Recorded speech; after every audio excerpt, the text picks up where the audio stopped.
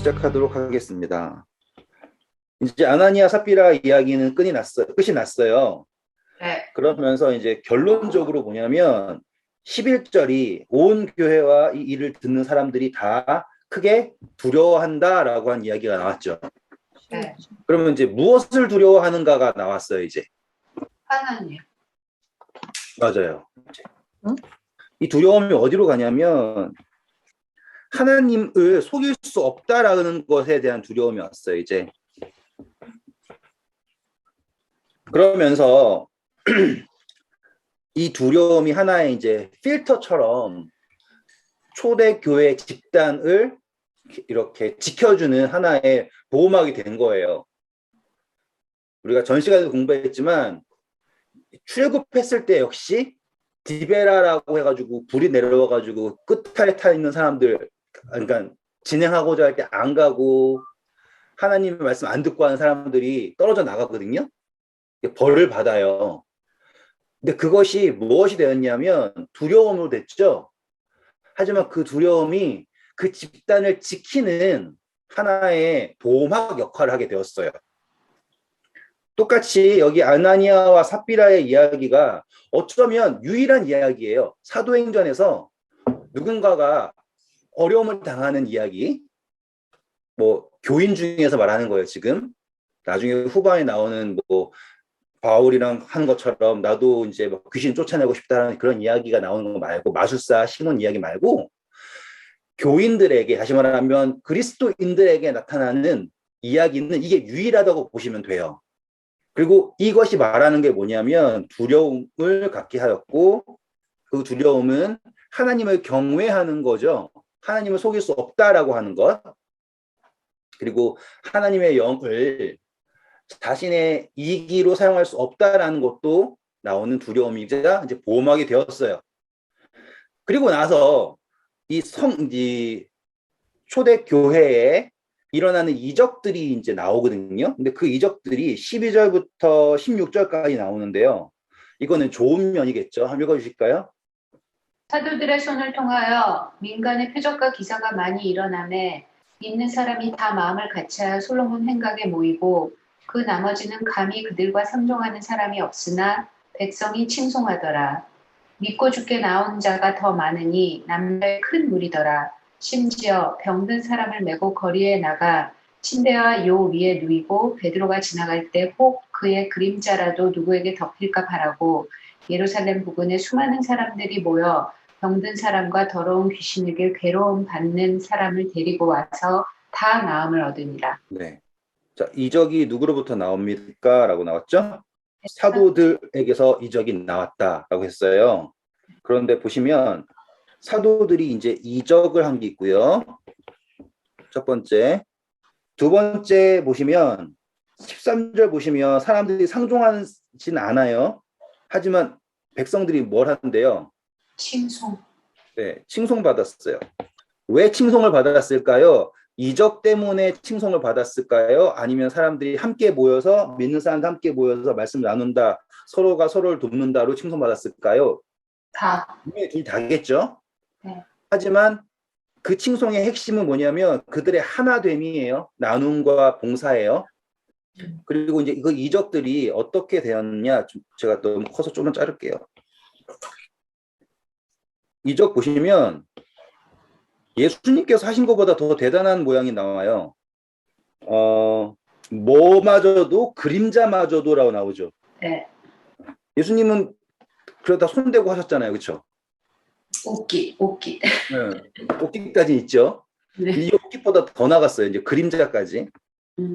그러면 이 이적이라고 하는 게 믿음이라고 하는 것으로 연결이 되었어요. 근데 사람들이 누구를 믿을까라는 게 질문이 생긴 거예요. 사도들을 믿는 것인가, 아니면 사도들이 전하는 예수님을 믿는가라고 하는 게 나타나겠죠, 당연히. 네. 네. 근데 정말 신기한 것은 이 믿음이 어떠한지는 잘 모르겠지만 사람들이 다 낫는 거예요, 이적을 통해서. 참 신기한 거죠. 아니, 갑자기 사람들이 1년도 채 안 된 시간이에요. 예수님이 돌아가시고 오순절 지나고 나서부터 곧바로 일어나는 거니까 불과 1년이 안 되는 사이에 어떻게 갑자기 사람들이 이렇게 변하게 되었지? 그리고 예수님이 계실 때 다 안 낫게 하셨나? 여전히도 병자가 많죠? 그리고 그 사람들이 갑자기 예수님이 계실 때는 안 믿다가 이제는 믿네라고 하는 이제 부류가 나왔어요. 자, 그럼 제가 이거를 말씀드리는 게 여기에 대해 예수님의 이적이에요. 이 두 이적이 같은 거거든요. 다 예수님의 이름으로 되는 거예요. 근데 그 전에 예수님께서 이적을 하셨을 때 사람들이 이 믿음으로 못 나왔어요. 왜 못 나왔냐면 그들이 무엇을 두려워해요? 사람들. 유대인들을 두려워하죠. 맞죠? 사람들을 두려워하고 예수님을 믿어도 되는가 안 되는가에 대해서 엄청나게 고민을 했단 말이에요. 다시 말하면 베데스다에 병자들이 여전히 있는 거예요. 또 예루살렘에도 이스라엘에도 여전히 병자가 있는 거예요. 근데 예수님께서 계셨을 때 사람들이 나오기만 하면은 그분께 낫고자 하느냐라고 예수님 물으시면 다 낫게 되었죠. 누구든지 예수님께 나오면 다 믿었는데 예수님께서 십자가에 달리시고 제자들이 성령 받기 전까지는 이들에게 뭐가 있었냐면 이들을 막는 이 벽 같은 게 있었던 거예요.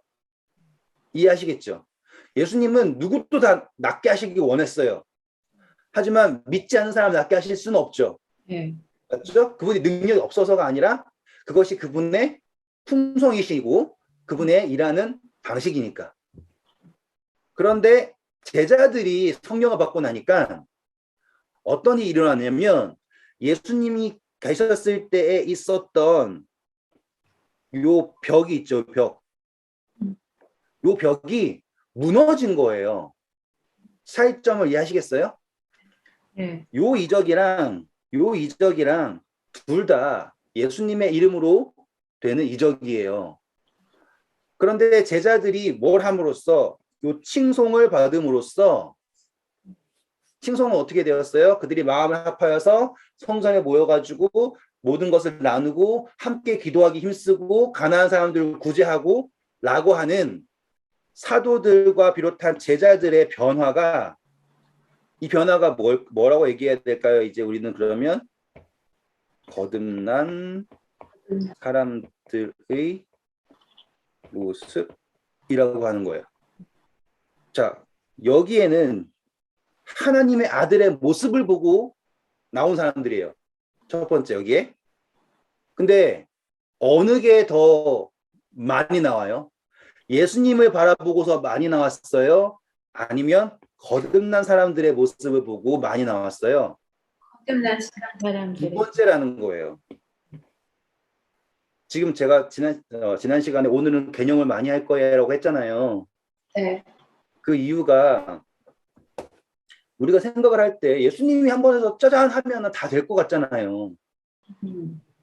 아니 어느 날 예수님 딱 찾아와가지고 탁탁 녹하고서 안녕하십니까 내가 예수입니다 이렇게 하고서는 뭐 어떻게 하실지 모르겠지만 네? 막 오병이 막 팍팍 보여주시고 막 그러면 사람들이 믿을 것 같잖아요. 아니라고요. 이해되세요? 네. 그러니까 지금 둘 다 같은 이적이에요. 하지만 예수님이 보이시는 그 이적과 표적과 등등등등이 어떤 사람들에게는 믿음을 가질 수 있게, 다시 말하면 그 사람들 처한 상황 자체가 예수님을 믿을 수 없는 상태가 있는 거예요. 이 벽이 있는 거라고요. 분명히 물 위를 걸으시고 심지어 죽은 사람도 살렸지만 믿을 수가 없는 거예요. 그런데 신기하게도 불과 그 1년 사이에 정확히 언제인지는 모르지만 이 수많은 거듭난 사람들의 모습을 보니까 사람들의 믿음이 어디에까지 갔냐면 예수 그리스도의 이름이라면 저 사도들의 그림자에만 가도 그림자만 덮여도 나을 것이다라는 믿음에까지 갔다 이 말이에요. 정리하면 오늘 우리에게는 예수님이 직접 나타나서 뭔가를 하셔야 된다라는 것보다 더욱더 강력한 증거가 있는 거예요. 그게 바로 거듭난 여기 계신 한 분 한 분이 그 어떠한 것보다 강력한 복음이라는 거죠. 너무 진취적인 표현이지만 예수님이 복음이잖아요. 그분이 살아계신 복음. 근데 사도행전을 보면 예수님이라는 복음을 넘어선 복음들이 거듭난 사람들의 모습이 더 강력한 복음이 되어서 사람들로 하여금 하나님을, 예수 그리스도를 믿게 했다라는 거예요. 이해가 되시겠죠? 그래서 왜 예수님께서 내가 들려야지 된다라고 하시고 내가 너희를 보낸다 하시고 왜 우리를 이용하셔서 하시면 우리를 사용하셔서 복음을 전파하게 하시는지 이해가 되시겠죠?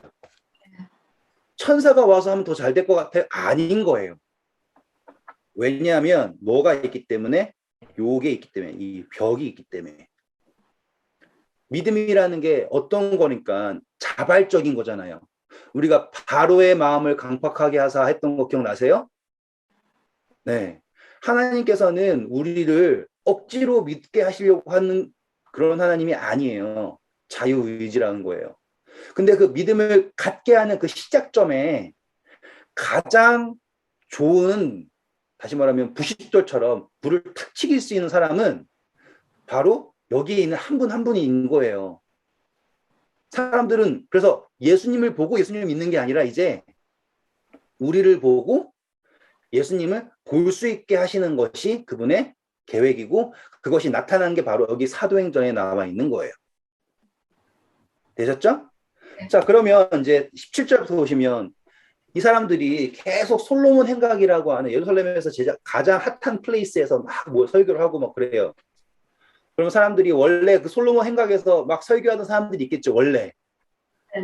거기에서 자리 잡고서는 원래 한 목소리 하고 사람들한테 와 대단합니다 이런 얘기 듣던 사람들이 바로 이 대제사장들과 서기관과 이런 사람들이겠죠. 사두개인들이랑.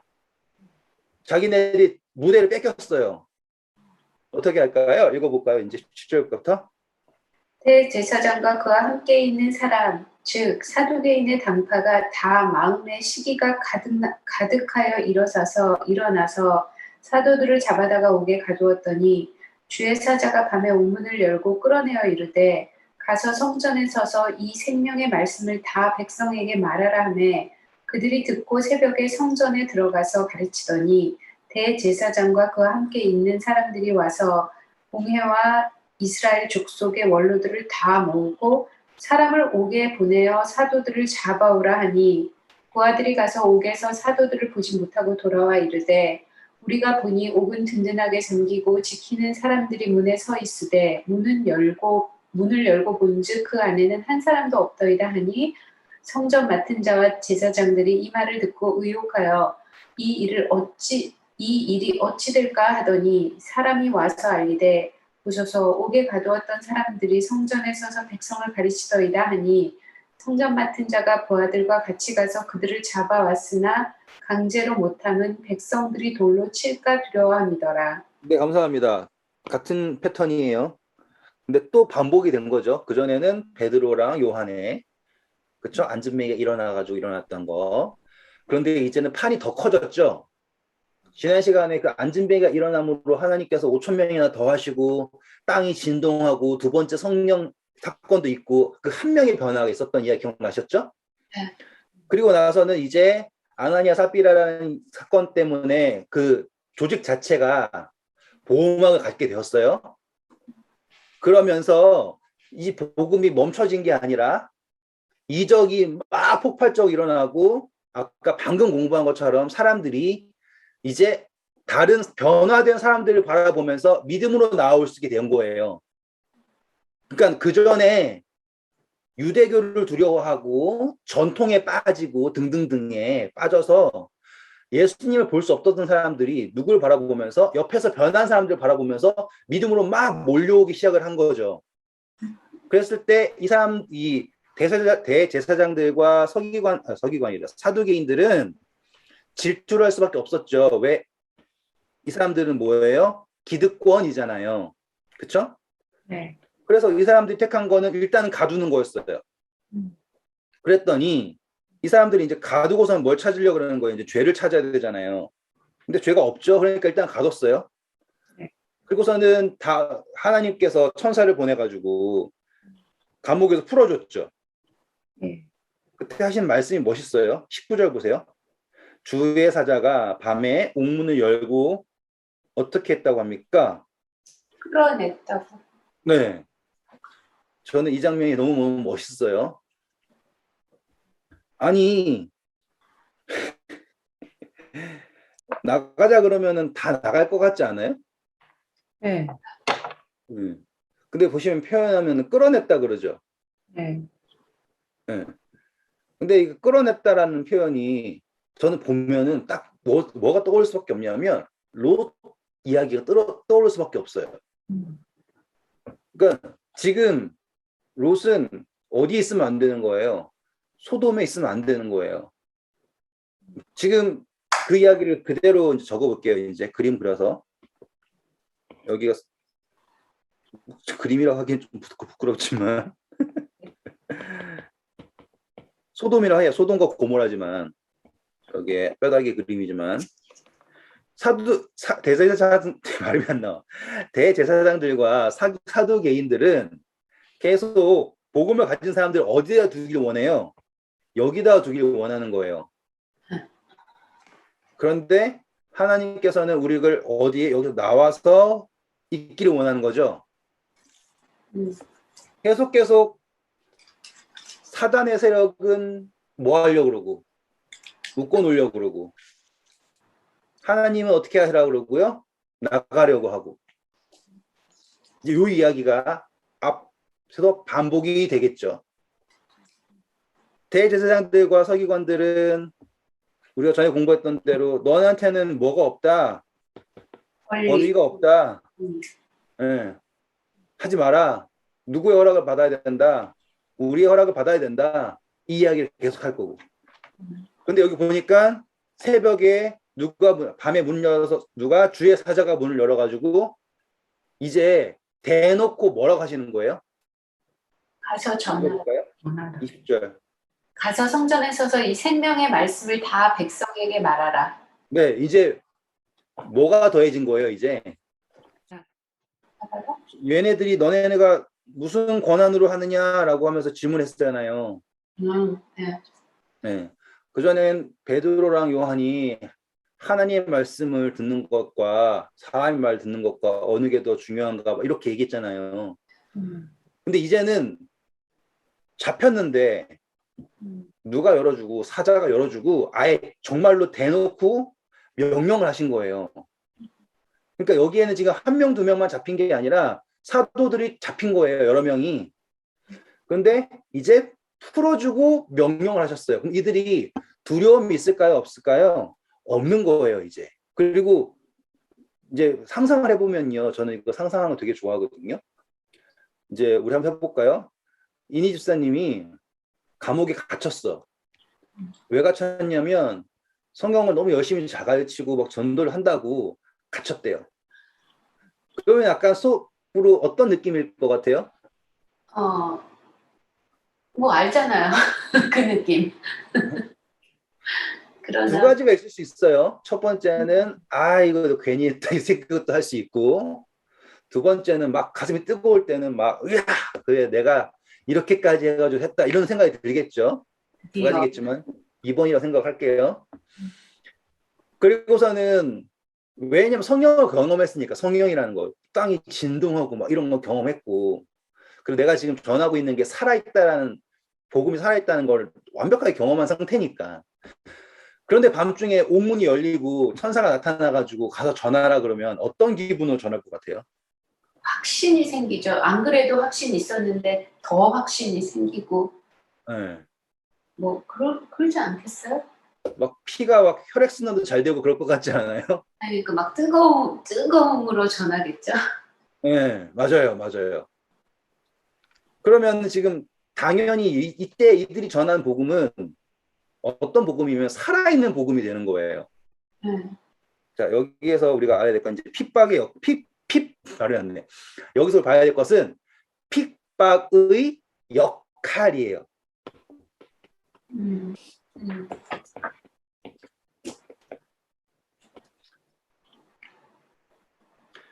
지금 대제사장들과 사두개인, 다시 말하면 사단의 정신에 빠져 있는 세력은 계속 우리를 어디에 가두려고 하는 거예요? 감옥에 가두려고 그래요. 그리고 제가 아까 감옥이랑 평행으로 소돔과 고모라 이야기 꺼내놨죠? 그쵸?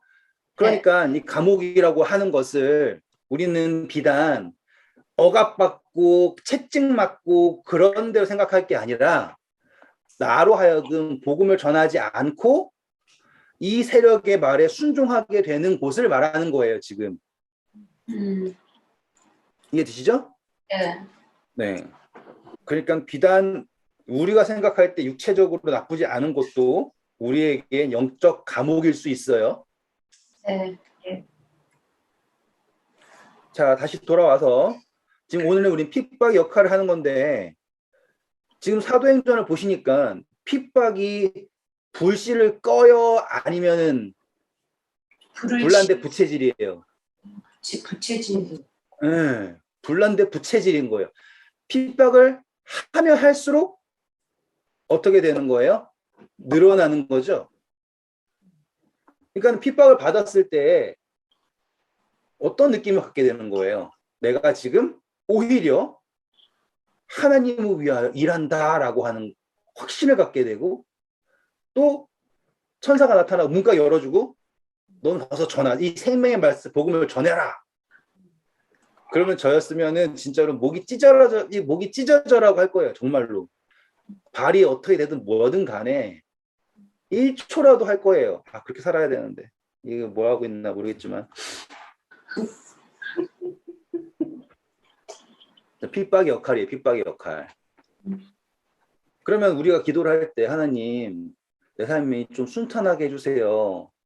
아무 문제 없고 이렇게 해주세요 라고 하면 우리는 어떤 삶을 사는 거예요? 성냥불 켜고서 사는 거예요. 성냥불 켜고서. 성냥불 하나 딱 켜고서는 이게 언제 꺼지나 꺼지지 말아라 제발 제발 이러고 있는 것과 다름이 없는 거라고요. 근데 하나님께서 우리에게 주신 그 성령이라고 하는 불씨는 바람이 불면은 커지는 거잖아요. 그러니까 꺼트릴 수 없는 불씨를 가지고 있는데 꺼질까 봐 걱정하고 살고 있는 거예요.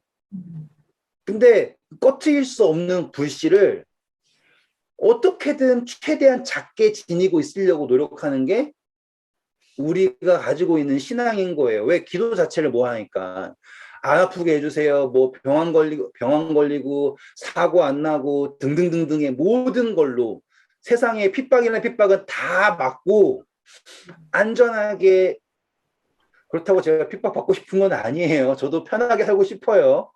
하지만 생각이 다른 거예요. 핍박을 핍박으로 안 느끼고 기쁨으로 느낄 수 있는 삶이 있겠죠? 맞죠? 자, 히브리서 가시면 그게 어떠한 표현인지를 나와요. 히브리서 11장이에요. 이제 점점 제가 이제 컨디션으로 돌아오고 있어요. 자, 우리 11장 가셔서 딱 피시고 모세의 이야기를 찾아보세요.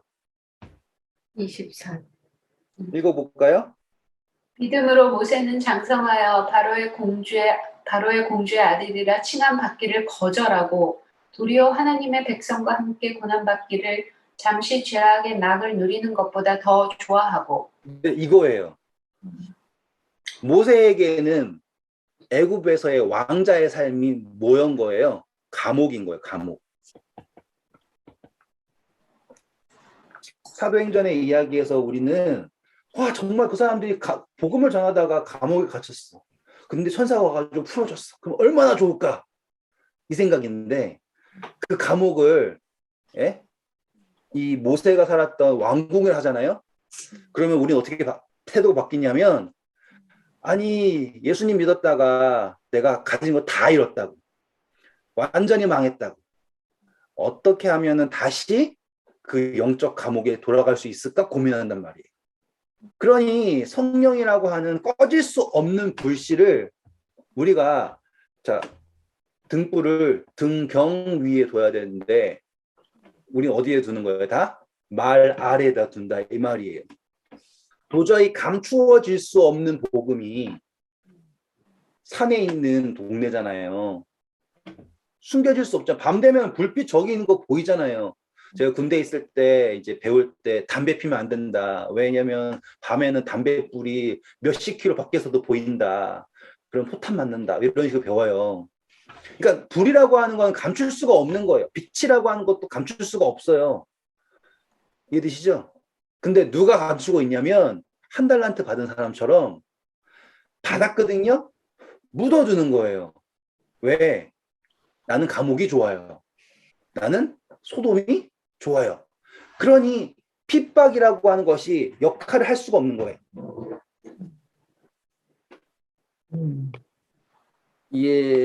이해가 아니라 이걸 경험을 해야 하는 거, 경험을 하셔야지 모세가 한 것처럼 애굽에서 왕자로서의 삶을 하는 것보다 하나님에 위하여 고통받는 것을 더 좋게 여겼다라고 하는 믿음의 그 사고 회로가 나오는 거예요. 무겁게 듣지는 마세요. 이게 무거운 이야기는 아니에요. 왜냐하면 지금 내가 잃는 것과 그렇죠? 장차 내가 얻는 것의 그 가치의 차이를 모르기 때문에 지금 우리 걱정을 하는 거지. 예를 들어서 지금 계속 똑같이 목소리 하시는 게 이니 집사님이 하는 거예요. 집사님이 지금 가지고 있는 집을 팔면은 그냥 골치 아픈 일이잖아요. 그리고 그거 팔고서는 뭐 말라위 같은 아프리카에 알지도 못하는 나라에 가가지고 선교를 한다고 쳐요. 당장 다음 달부터. 그러면은 골치 아프고 해야 할 것도 많고 가서 할 것도 모르고 막 별의별 생각이 다 들고 가장 좋은 거는 여기에서 어느 정도 착하게 이렇게 하는 거 선택할 수밖에 없죠. 그게 인간 본성이잖아요. 저도 당장 지금 누군가 와가지고 준식 씨 이제 떠납시다 그러면은 이거 다 어떻게 정리하고 뭐 하면 진짜 가진 것도 없는데 귀찮아요. 근데 그게 족쇄예요. 그게 족쇄고 뭘 모르는 거냐면 뭐만 알아요? 가면은 고생할 거 생각을 하는 거예요. 근데 그 고생은 어떤 고생 내 생각이냐면 모든 걸 내가 다 한다는 전제에서 생각하는 고생인 거예요. 거기에서 하나님께서 나를 위하여 무엇을 준비하시고 계시는지를 전혀 고려하지도 않고 그냥 싫은 거예요. 왜? 내가 다 해야 되니까. 그게 족쇄가 되는 거예요. 그러니까 하나님이 없는 곳을 생각을 하는 거예요. 여기에는 뭐 할 수 있으니까? 내가 할 수 있으니까. 그러니까 뭘 모르냐면 하나님을 만날 수 있다. 하나님이 계시는 곳에 내가 간다라는 걸 상상도 못하고 하나님은 어쨌든 내가 있는데 오셔야 되는 거예요. 어쨌든 내가 있는데 와서 내가 하는 거 잘 되게 해주고 내 가정이 안전하게 하고 안 그러면 하나님 없는 거고 이렇게 간단 말이죠. 뭘 못 보니까 하나님이 계시는 곳에 하나님과 함께 했을 때의 기쁨을 모르니까. 왜 모를까요? 당연한 거죠. 경험을 못했으니까. 맞죠? 그런 거예요. 진짜 경험을 못했으니까 못하는 거예요. 근데 그게 제가 가진 하나의 달란트예요. 저는 경험을 했으니까 뭐가 빠르냐면 오케이 하고서 할 수 있는 거예요. 그래서 이 작은 경험이 중요한 거예요. 자, 여기에 사도인지 잡혔죠? 맞죠? 좀 이따가 이제 정확하게 이름이 한 명 더, 이름이 나오면서 누가 또 잡혀요. 누가 잡혔을까요? 베드로가 잡히겠죠? 그게 이제 후반부에 이제 좀 있으면 나와요. 근데 베드로가 잡힐 때 이 베드로가 안전할 때 잡힌 게 아니에요. 자, 한번 볼까요, 우리? 사도행전 12장 가볼게요. 12장. 사도행전 12장 오세요. 1절, 2절만 읽어주세요. 요한의 형제 야고보를 칼로 죽이니. 네. 이제 핍박이 더 커져가지고 야고보가 죽어요. 근데 야고보는 보통 사람이 아니죠. 왜냐하면 예수님의 최측근 3인 중에 한 명이에요. 그러니까 대단한 거예요. 그래도 유대인들이 막 좋아한다고 하니까 이제 누구도 죽이려고 그랬냐면 베드로도 죽이려고 그랬어요. 그게 5절이에요. 5절부터 읽으실까요? 이에 베드로는 옥에 갇혔고 교회는 그를 위하여 간절히 하나님께 기도하더라. 헤롯이 잡아내려고 하는 그 전날 밤에 베드로가 두 군인 틈에서 두 쇠사슬에 매어 누워 자는데 파수꾼들이 문 밖에서 옥을 지키더니 호련히 주의 사자가 나타나매 옥중에 광채가 빛나며 또 베드로의 옆구리를 쳐 깨워 이르되 급히 일어나라 하니 쇠사슬이 그 손에서 벗어지더라. 천사가 이르되 띠를 띠고 신을 신으라 하거늘 베드로가 그대로 하니 천사가 또 이르되 겉옷을 입고 따라오라 한데 베드로가 나와서 따라갈새 천사가 하는 것이 생신인 줄 알지 못하고 환상을 보는가 하니라. 이에 첫째와 둘째 파수를 지나 시내로 통한 쇠문에 이르니 문이 저절로 열리는지라 나와서 한 거리를 지나매 천사가 곧 떠나더라. 감사합니다. 자, 여기의 이야기는 이제 성경에 기록된 건데 제자들이 잡혔다가 풀려난 이야기 세 번째인 거죠.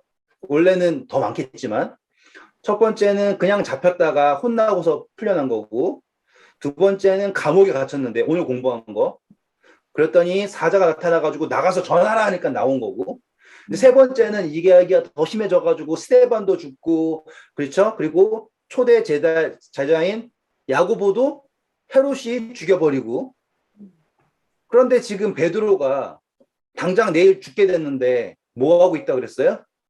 자고 있죠. 그건 정말 대단한 거예요. 당장 내일 시험이 있어도 잠 못 자는 게 우리의 그런 마음 상태잖아요. 근데 베드로는 이제 사람들이 하도 이 제자들이 옥에 갇히면 어떻게 탈출한다고 그러니까는 경비를 엄청나게 많이 세웠죠. 그리고 옆에 누구까지 뒀어요? 경비 둘을 두고 그 사이에서 묶여 자고 있어요. 근데 얼마나 잘 자고 있으면은 천사가 어떻게 했다 그래요? 옆구리를 팍 때려가지고 깨웠대요. 그러면 대단한 거예요. 속편한 거죠. 얼마나 속편한 거예요. 왜 그럴까요? 이것 때문에 그래요. 관계가 없는 거예요. 지금 내가 잡혔다 안 잡혔다 내가 지금 죽게 되었다 뭐 했다 그게 관계가 없는 거예요. 왜? 그는 경험을 했거든요. 그래서 그는 내가 지금 죽으면 안 돼 당장 나가서 뭘 해야 돼 이 생각을 하는 게 아니라요. 부르시면 하는 거고 여기가 끝이라면 기쁨을 받아들이는 거고 두려움이 없는 거예요. 자, 핍박의 역할이라는 거가 그렇게 중요한 거예요. 핍박을 받으면 받을수록 우리는 하나님을 떠나는 게 아니라요. 하나님을 배우게 되는 거예요. 자, 다시 핍박 쓰고요. 왜 핍박이 우리에게 중요한가? 예수님께서는 요한복음에 너희가 내 이름으로 뭘 받는다 그래요? 핍박을 받을 때 슬퍼하라 그랬어요? 기뻐하라 그랬어요? 기뻐하라. 기뻐하라 그랬죠. 그러면서 우리가 그때 공부했던 게 뭐예요? 내가 지금 어디에 속하지 않았기 때문에 핍박을 받는 것이다. 세상에 속하지 않았기 때문에 핍박을 받는 것이다. 공부했죠. 그게 자연스러운 거예요. 얼마 전에 뉴스 보니까는 돼지의 심장을 사람에게 이식한 게 성공했다라고 하면서 뉴스에 나왔어요. 대단하더라고요. 어떻게 돼지 심장으로 사람이 살고. 근데 가장 문제가 뭐냐면 우리 면역 체계가 이상한 게 들어오면 죽여버리죠. 네. 그러니까 똑같은 거예요. 우리가 세상에 맞지 않으면 핍박받는 것은 당연한 거예요. 핍박받는 것이 날 증명하는 것과 같은 거잖아요. 그렇죠? 근데 단순히 핍박받는 게 내가 그러면 세상에 속하지 않았고 하나님 속했구나라는 것만 알려주는 게 아니에요. 핍박을 받으면요. 무엇이 생기냐면 나의 능력 범위 안에서 일어나는 건 핍박이에요? 아니에요? 아니에요. 아니죠. 예를 들어서 모기가 나를 물어요. 막 계속. 괴롭죠. 네. 근데 그걸 핍박이라고 해요? 아니요. 나 진짜로 정말로 화났던 적이 모기 때문에 케냐에서 비자 받겠다고 그 케냐에 있는 스파이서 대학의 기숙사에서 살았어요. 외국인인데 이제 학교 다닌다라는 걸 증명하기 위해서. 근데 그 기숙사가 침대가 내 책상만 해요. 되게 좁아요. 그러니까는 누우면 내 발이 정강이까지 나가는 거예요. 일단 어쩔 수 없이. 근데 거기가 이제 모기가 엄청날 거 아니에요. 그럼 모기장을 쳐도 모기장이랑 발이랑 붙어 있으니까 이제 얘네들이 무니까 아, 막 너무너무 괴로운 거예요. 진짜 막그 분노, 알지? 네, 맞아요. 진짜 정말 말도 안 되는 그 분노 막. 근데 또 기숙사니까는 불 켜고도 잡을 수도 없고. 근데 저는 그걸 핍박을 하지 않는다고요. 왜냐하면 내가 지금 당하고 있지만 그거를 피하는 방법을 알아요. 그리고 곧바로 내가 피할 수도 있어요. 그러니까 내가 싫어하는 상황에 처했다라는 거는 내가 핍박을 받는 게 아니에요. 이해되시겠어요? 저는 그걸 말씀드리고 싶은 거예요. 내가 원하지 않는 상황이 있다고 해서 내가 핍박을 받는 것이 아니에요. 가끔 왜? 가다가 그게 핍박이라고 많이 착각을 해요. 이게 예. 저도 그렇고, 그러니까 핍박이라고 단어를 그런 거는 좀 못한데, 네. 그러니까 실현. 네. 핍박이 아닌 거 확실해요. 맞아요. 그거는 진짜로 그냥 그런 일이 있는 것 뿐이지 내가 핍박을 받는 게 아니에요. 왜냐하면 뭐의 범위 있는 거냐면 능력의 범위 안에 있어요. 아시겠어요? 이해의 범위 안에 있고 능력의 범위 안에 있어요. 그러니까 그 상황이니까 그렇게 된 거예요. 맞죠? 네. 이걸 구분을 정확하게 하셔야 돼요. 네. 근데 이 능력 범위에 밖에 있는 일이 있어요. 그렇죠? 근데 능력 범위 밖에 있어도요. 그게 꼭 핍박은 아니에요. 맞아. 네. 그건 그냥 그런 상황이 있는 거예요. 그러니까 이해를 잘 하시면은 충분히 도움이 돼요. 그러니까는 이거는 나에게 내가 좋아하지 않는 일이 있는 것 뿐이지 능력 범위 안에 있든 능력 범위 밖에 있든 그것을 나의 핍박이라 할 수가 없는데 핍박은 무엇이냐면 나의 믿음의 눈을 뜨게 해주는 것은 핍박이에요. 핍박이 뭐라고요? 믿음의 눈을 뜨게 해준. 뜰수 있는 거예요. 왜 성경은 제가 픽박을 받아봤어요? 저는 픽박을 한 번도 안 받아본 것 같아요. 저는 받은 것 같아요. 그래요? 네. 이게 큰일 난 거예요. 픽박을 한 번도 안 받아가지고. 제가 말했잖아요. 아까 꺼지지 않는 불씨가 있는데 그 불씨가 커지질 않는 거예요. 지금 제가 그것 때문에 오늘 개념을 많이 한다고 한 게 이거예요. 자, 핍박은 뭐냐면 능력 밖이다, 능력 아니다 이렇게 생각하는 내가 싫어하는 일이 그게 아니라 핍박의 목적이 있기 때문이에요. 핍박은 뭐예요? 믿음의 눈을 뜨게 해주는 것이 핍박의 목적이기 때문이에요. 이제 이야기 잘 들어보세요. 왜 그런지. 맞아요. 우리가 그냥 살 때는요. 뭐에 익숙하냐면 우리의 오감과 경험이 익숙해요. 그래서 항상 선택을 하고 바라보는 게 익숙한 걸 봐요. 그냥 그게 보이니까. 그리고 당연히 제가 학교 다니면서 제일 싫은 게 그거예요.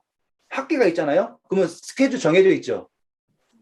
그러면 다음에 뭐 일어날 게 뻔하고 전 내일 아침에 일어나가지고 뭐 해야 될 게 뻔하고 그러니까 제 삶 속에 새로운 일이 생길 이유가 없고 이해되시죠? 믿음의 눈으로 봐야 할 게 아무것도 없는 게 돼요. 왜? 안정적인 그게 있으니까. 그런데 이 핍박이라는 게 들어오잖아요. 핍박은 첫 번째로 아까 말씀드렸잖아요. 능력 밖의 일이에요. 무조건. 능력 밖에 내 감정적이든 나에게 물리적이든 능력 밖의 일인데 신기하게 그때 다른 역할이 떠오르는 게 뭐냐면 이 믿음의 눈으로밖에 볼 수 없는 일이 생긴다 이 말이에요. 차이점 이해하시겠어요? 그전에는 핍박 받기 전에는 내 눈이 보지 못하던 거예요. 정말로 보인 게 약간 보일 수가 없는 일이에요. 그런데 어떤 이야기인지 모르지만 어떤 상황이 딱 놓였을 때 나에게 보이는 게 아무것도 없는 거예요. 진짜로 완전 깜깜해.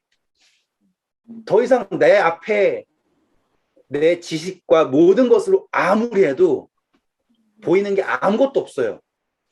근데 마음속에 뭐가 생기냐면 보고 싶어. 여기까지 이해하시겠어요, 지금?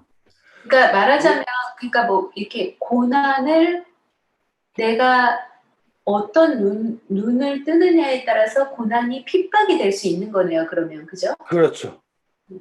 네.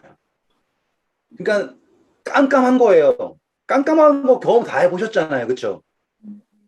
근데 깜깜하고서는 그냥 깜깜한데 어영부영하다가 다시 또 지나가는 경험도 다 하셨을 거고 맞아. 그건 그냥 우리 고생한 거예요. 그냥 그거는 고생한 거고 깜깜한데 마음속에 뭐가 있냐면 보고 싶어. 막 보고 싶어가지고 막 더듬더듬하고 막 보고 싶어 하고 있는데 빛이 보이는 거예요. 근데 그거는 뭐밖에 없냐면 요거밖에 없다라는 게 딱 보이는 거예요. 그러니까 이건 내가 믿음이라고 하는 걸로 보지 않고서는 볼 수 없다라고 하는 그거가 딱 생기거든요. 그거를 하게 되는 게 핍박이라는 거예요, 지금. 정의를 아시겠죠? 네. 네, 예수님 내 이름으로 너희가 핍박을 받으면 복되다. 제가 어쩔 수 없어요. 군대에 있을 때 하나님 제가 안식일 지키려고 이렇게 고생을 받습니다. 그러니까 나 복주 이렇게 생각했던 게 얼마나 저급한 생각이냐 이거예요. 그거는 핍박이 아니었던 거예요. 그러니까 말하자면 아닌 거예요. 절대로 아닌 거예요. 맞아요.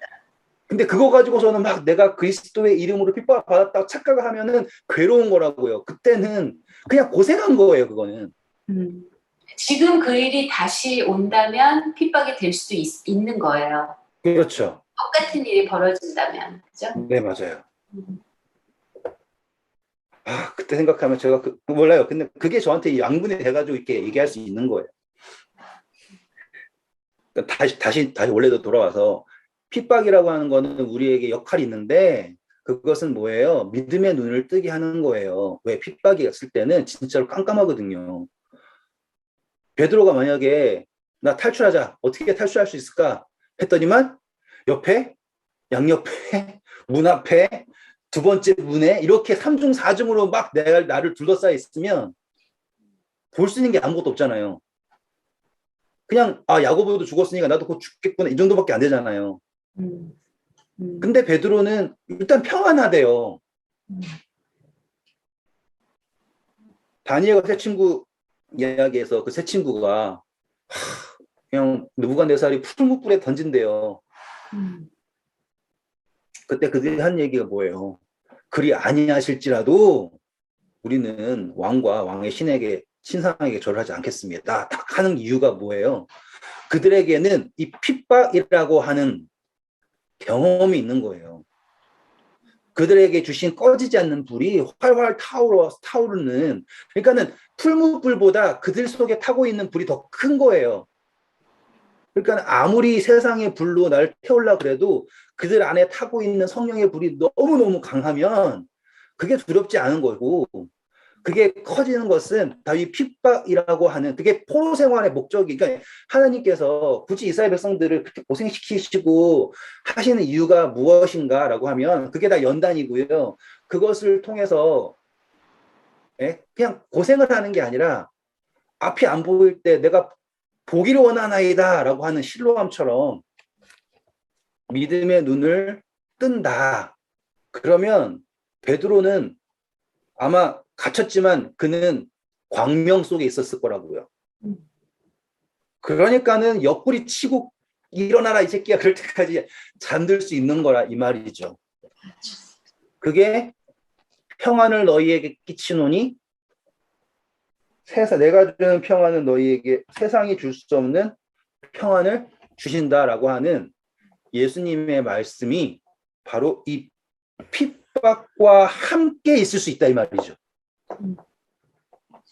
이게 이해되시면 아니, 무슨 말이에요? 평안을 준다며요. 근데 내 삶이 왜 이렇게 안 평안해요? 라고 하는 것, 완전히 무슨 패러독스 같은 거잖아요. 근데 그게 아닌 거예요. 예수님은 정말로 평안을 주신 거예요. 베드로는 평안 속에 있었던 거고요. 맞나요? 네. 네. 이게 지금 초대교회에 예수님께서 주신 평안을 말하고 있는 겁니다. 음. 근데 이거 그렇죠? 맞아요? 네. 그러니까는 나는 핍박을 너무 받고 있다라고 생각하는 그 자체가 핍박이 아닌 것 같거든요. 왜냐하면 핍박을 받는다고 생각을, 그러니까 힘들어도 이게 핍박이라고 생각을 안 하는 게 맞아요? 네. 네. 지금 왜냐하면 저는 집사님이 뭐라고 얘기한 건지 이해했어요. 무슨 그러니까 네. 사실 핍박이라는 거는 없는 거나 마찬가지야. 네. 왜냐면 이름 안에는 없어. 핍박이든 축복이든 그게 중요한 게 아니고 믿음의 눈이 중요한 거기 때문에 그러니까 그게 핍박으로 느껴지지도 않고 그리고 핍박이라는 게 기준이 없어. 기준이 없지. 음. 근데 남이 볼 때는 아유 뭐 이렇게 보일 수는 있지 그렇게. 그러니까 우리가 예를 들어서 뭐 핍박을 감옥에 갇혔네 이러면은 아이고 핍박 받았구나 이렇게 말할 수는 있지만 본인은 아니 근데 또 어떤 사람이 보면은 또 뭐 감옥에 갇힐 짓 했네 이럴 수도 있고 핍박은 없는 거나 마찬가지야. 뭐라고 얘기해야 될까? 그냥 믿음의 눈만 중요한 거야. 핍박이든 축복이든. 근데 선교사님 말처럼 그러니까는 핍박이라고 안 느끼고 그러니까 힘들지만 핍박을 안 느끼고 그 다음에 그게 되게 뭐라 그러지 더 가까워졌을 나도 어렴풋이 그런 생각을 했는데 오늘 이 설명이 완전 맞다 이런 깨달음이 온다. 인간적으로. 핍박이라는 단어에 대해서 있잖아. 그러니까 내가 이거를 생각을 안 해본 건 아닌데 확실히 오늘 핍박이 없구나 뭐 이런 느낌? 그러니까 이해를 잘했을 수 있어. 맞아요. 자, 그러면 이제 마무리 줘볼게요. 개념이지만 이해가 되시죠? 네. 네. 그리고 정말 예수님이 다 이런 걸 제자들에게 사랑으로 보여주고 계신다라는 것도 음. 그렇죠? 언니는 애초에 평안이 많네. 평안 맞죠? 언니는 평안을 안 해. 나? 그래서 같은 말씀이시거든, 전도사님의. 근데 언니는 그렇게 해석이 됐고, 난 좀 창피하지만 이 얘기가 진짜 내 얘기네 하고 있었어, 계속. 아니야. 나 평안 그런 거랑 그럴 수도 있지. 그러니까 근데 언니 얘기를 들으니까 언니는 벌써 나보다 더 앞에 서서 평안이 온 거지. 그게 아니라 핍박이 핍박이 아닌데 내가 착각하는 게 거의 99.9%였다는 과거를 돌아보니까 나는 나는 평생을 핍박을 속에 그러니까 아까 왜냐면 모기 얘기 때문에 내가 그 생각이 딱 난 거야. 나는 모기가 그렇게 나를 물으면 내가 이런 환경 속에 있을 수밖에 없다는 그게 나에게 핍박으로 다가왔었어. 너무너무 무섭고. 근데 얘기를 들어보니까 그리고 내가 지금 모기가 없으니까 이성적으로 생각해도 그게 무슨 핍박이 아니잖아. 그러니까 핍박도 아닌 거에 내가 핍박을 당했었고 정작 그러니까는 그래서 내가 그냥 그런 거야. 믿음의 눈으로 볼라 그랬었던 어떤 순간 그게 나에게 핍박이었구나. 내가 예를 들면은 막 모기가 너무 많아가지고 그거를 믿음의 눈으로 보려고 하잖아? 그럼 내가 좀 얻는 게 있었던 거야. 모기도. 맞아요. 나는 나는 이제 감히 내가 믿음이 없었는데 솔직히 말하면 많은 그동안의 핍박 속에서 그러니까 오늘의 말씀으로 비유하자면 내가 지금 믿음이 생기고 감히 그거지. 내가 지금 그러고 그 시점에 있어서 오늘의 말씀이 정말 지금 팍팍팍 들어오고 있는데 그거지. 언니는 똑같은 말씀인데 핍박은 없는 거야. 믿음의 눈이 더 중요하니까 언니 벌써 나보다도 더 그러니까 믿음의 전이냐 후냐야. 난 거기 기로에 서 있는 거고 언니 벌써 믿음의 저 앞에 있는 거지. 아, 그게 아니야. 그게 아니야. 몰라. 다 핍박 같은 중이냐? 말씀인데 다 다르게 지금 각자한테 들어가고 믿음이 있으면 같은 사건과의 그거라도 핍박이 아니야. 맞아. 그걸 깨우친 거야. 그래서 언니가 아까 그랬잖아. 지금의 전도사님이 이렇게 하면 아까 군대 얘기하셨을 때 그러면 지금 똑같은 상황이면 핍박이 아닌 거죠?가 이제 before 믿음이냐, after 믿음이냐. 나는 막 거기에서 이제 그걸 막 깨닫고 있는 거고. 나는 그렇게 해서 그랬어. 아, 그 반대야. 선교사님이 지금 군대에 있었던 그 똑같은 상황을 당하면 그게 핍박이 될 수 있는 거야. 왜냐면은 믿음의 눈으로 볼 수 있기 때문에 그 똑같은 현상이 나에게 유용한 일이 되면 그게 핍박인 거야. 군대에서 나를 감옥 보냈어. 옛날에는 내가 이 핍박받고 역시 내가 해내는구나. 이거 그건 반대야. 진짜 유용하지 않은 핍박이었고 내가 지금 감옥을 가면 내가 감옥 안에서 믿음의 눈으로 뭔가를 보려고 하나님을 만나려고 막 노력하면 그거는 핍박인 거야. 감사한 핍박. 맞아요. 그러니까 똑같은 얘기가 가르쳐하고 있는 거예요. 맞아요. 그러니까 사실은 핍박이라는 단어는 없는 거야. 왜냐면 상황이야. Everything is about 상황. 맞아. 그러니까 내 예수님을 믿냐 안 믿냐에 따라서 내 머릿속이나 그게 해석이 완전히 달라지는 거야. 맞아. 그러니까 안 힘든 거야. 해석이 달라져. 그거는 진짜 맞는 것 같아. 난 요즘에 경험하지 못하지만 그거는 맞는 것 같아. 내가 아유, 요새 다들 하산하셔야겠는데 이제. 아니 제가 요새 하산하셔야겠는데. 감이 훅도 못하고 혹시라도 뭔 일이 그러니까 조금씩 아주 뭐 그러면서 그저 감사한 거죠. 네. 난 너 말이 너무너무 이해가 가. 그래서 오늘의 말씀도 처음에 핍박 믿음의 눈 쓰셨을 때는 내가 하는 핍박이라는 단어가 그동안 잘못 뜻을 알고 있었나? 집중하고 있는데 선교사님이 말씀하시면서 못 알아들으시지 않나 해서 자꾸 몇 번 아시겠죠 강조하는데 저는 띵 온 거예요. 알아들은 거예요. 제 입장에 맞춰서. 잘하셨어요. 잘하셨어요. 네. 네, 감사합니다. 제가 이제 정리를 할게요. 정리를 해야 되니까. 네, 생각한 것보다 다들 잘 이해하셔서 기분이 너무 좋아요. 네, 근데 원희 언니는 정말 평안해 보여서 더 기분이 좋은 것 같아요. 나 별로 안 평안해. 내일 통화하자. 언니 얼굴이 걱정의 여왕한테 평안해 보인다고 하니까 정말 성화되셨네요. 진짜 축하드립니다. 많이 변했어요. 정말 많이 변했어요. 그냥 예. 월이 그 자체였거든. 월이 그 자체였대. 머리가 뭐야? 나 그냥 지붕 무너질까봐 잠을 못 자는 사람이었어. 걱정 근심. 그러니까 이 말씀의 힘이 그거예요. 그래서 근데 그냥 무턱대고 믿는 게 아니지. 우린 이해하고 믿는 거잖아요. 그게 중요해요. 무턱대고 억지로 내가 내가 믿음을 높여가지고 뭔가 믿어버린다가 아니야. 그럴 수도 없어요. 불가능해요. 억지로 믿을 수 없어요. 네. 아무튼 이해하셨다니까요. 요거 아시겠죠? 믿으면 이거예요. 이걸 뜨게 하시기 원하는 거예요.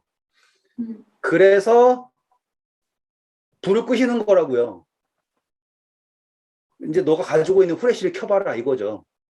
그 무엇보다 밝은 빛이 너에게 있다라는 걸. 그러니까 우리 안에 있는 빛이 밝아질 수 있도록 하시기를 원하는 거지. 우리를 어둠에다 던져주시려고 하는 게 아니다라는 거를 이해를 하셔야지 되는 거예요. 그리고 정말 실제로 핍박을 받으면 받을수록 어떻게 해요? 점점 커졌죠. 똑같이 출애굽기에서 바로가 애들을 다 죽이려고 했어요. 핍박을 해요. 그런데 인구는 더더더더 늘어나죠. 핍박을 하면 할수록 늘어나는 거기에서는 지금 인구로 했지만 신약 여기에서는 영적인 성장을 말하는 거예요. 그렇죠?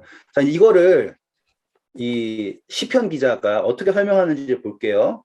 시편 119편. 이거는 뭐 못 찾을 수 없는 거예요. 왜냐면 그냥 탁 가운데 피면은 웬만하면 나오는 게 시편 119편이거든요.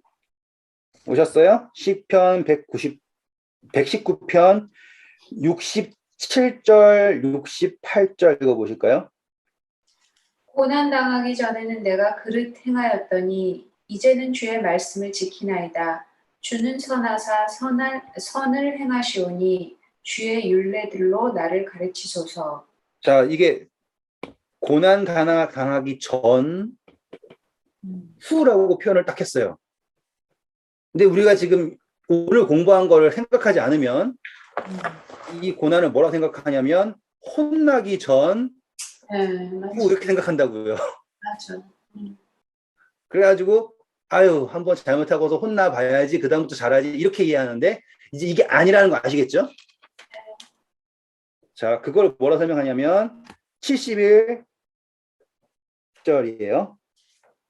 고난당한 것이 내게 유익이라. 이로 말미암아 내가 주의 율례들을 배우게 되었나이다. 그렇습니다. 자, 고난을 당함으로 믿음의 눈을 뜨게 된 거예요. 그전에는 뭐의 법을 알고 있었는데 내가 생각하는 나의 눈으로 바라보던 나의 율례를 봤는데 고난 당하실 때 자, 시편 보면은 하나님 날 좀 도와주세요. 저거 아무것도 할 수 없습니다. 제가 사자들에게 둘러싸였고요. 예, 지금 제가 죽게 다 그 이야기죠. 그 생각해 가만히 보면은 다윗은 불쌍해요. 우리가 제가 평생을 살면서 노래를 진다 그래도 그렇게까지 하나님 나 힘들어요. 도와주세요. 죽을 것 같아요. 살려주세요. 사람들이 날 죽이려고 그래요. 이렇게 한 정도로 노래를 많이 적었을까 싶어요. 근데 다윗의 노래는 대부분 다 뭐 하고 있어요? 고난받고 있어요. 맞나요? 네. 그러면 다윗은 사랑받은 사람이에요? 미움받은 사람이에요? 그 이야기만 보면 미움만 뒤딱 받은 거예요. 평안하게 산 적이 없는 사람 같아요. 그런데 아니다 이거죠. 다윗은 정말로 사랑받은 사람인 거예요. 맞나요? 네. 그가 말하는 게 뭐예요? 이것을 뭐라고 얘기했어요? 유익이다라고 했잖아요. 81절 보세요. 왜 유익인가? 나의 영혼이 주의 구원을 사모하기에 피곤하오나 나는 주의 말씀을 바라나이다. 믿음의 눈이라는 걸 보실 수 있겠어요, 이제? 네. 믿음의 눈. 그래서 그가 얘기하는 게 105편 이렇게 나오는 거예요. 읽어주세요. 주의 말씀은 내 발의 등이요 내 길의 빛이니이다. 네, 이제 이해되시겠죠? 네. 그가 고난을 받음으로써, 다시 말하면 핍박을 받음으로써 그 핍박이 그에게 유익이 되었대요. 왜? 믿음의 눈을 뜨게 되었죠. 그래서 그는 지금 세상의 빛으로, 자신의 빛으로 삶을 사는 게 아니라 주의 말씀은 내 발의 등이요, 내 길의 빛이 나이다 라고 하는 고백을 하게 된 것입니다. 감사합니다. 감사합니다.